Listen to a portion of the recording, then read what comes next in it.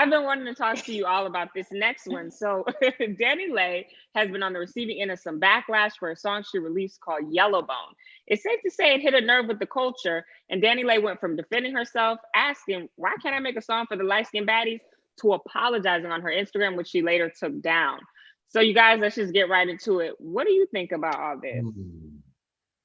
I mean, I got like a whole little breakdown, but I'll let y'all go first, and I'll So you might as well get into the breakdown. Yeah, just bring it on down. Like break it down. Like, so I feel not even with Danny, but in general, this starts with education, right?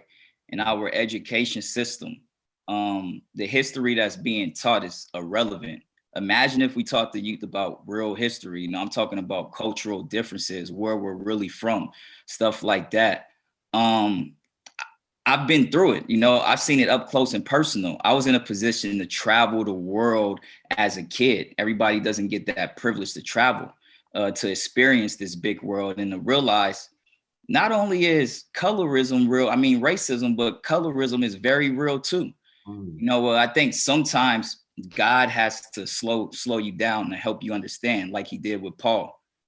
Paul became his best self in jail. If you go in the Bible, God had to tell Paul, chill out, and he put him in jail.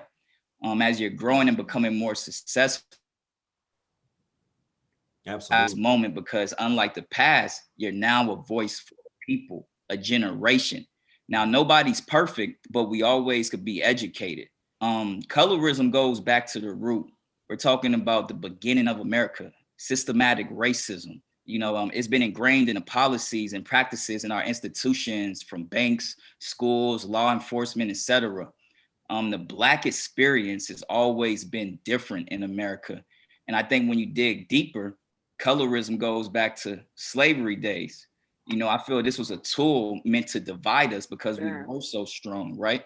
And we could go back to slavery days where slaves with lighter skin were assigned easier domestic jobs in the house. The paper bag test in the 19th and 20th century, if you were darker than a paper bag, you couldn't even go in for a job. So colorism is very real. I just think that everybody isn't educated the same. With that being said, like I keep saying, we have to realize that proper education is how we grow. A lot of people really don't know the real history. Just because something is sensitive to you, it doesn't mean because it doesn't hit the same that person's a bad person. We all grow up different. And I think that's the beauty and the problem.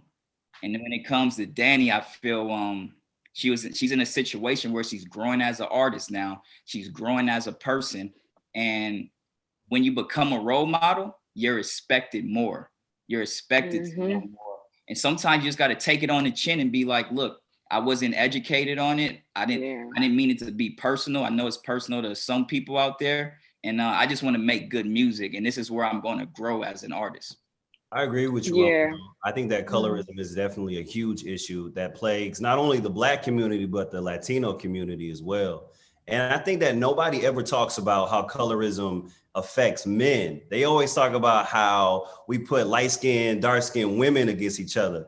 But I know from personal experience, like when I've talked to men and women, they say to me like, yeah, you cute or whatever, but I don't really fuck with light-skinned niggas, or, you're a little too light for me. And I'm just like, I think it's the opposite for men. I think darker complected men are put on a higher pedestal than light-skinned men, especially in Hollywood. Like you got Idris Elba, who's always considered like the sexiest man alive. You got now Michael B. Jordan, who's the newest sexiest man alive. We ain't been rocking with light-skinned men since like the early 90s. And we got Drake. What happened? That's Drake. I mean, that's one. You got Drake. That's one. And you have Kelly Oubre. Let's just. What's I know who that is. What's the light skinned guy with the pretty eyes? Right.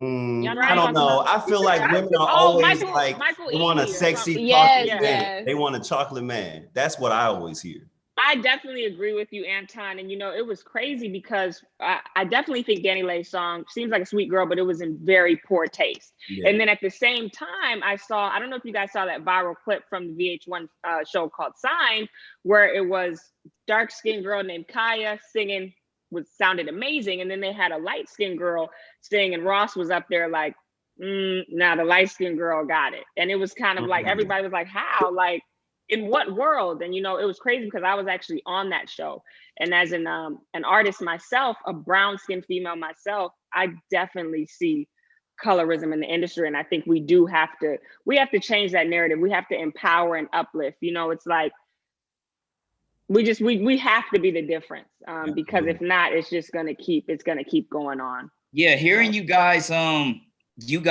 perspectives, it reminded me, I heard the Breakfast Club and everybody was arguing, but everybody had good points and perspectives, and it's from their own understandings.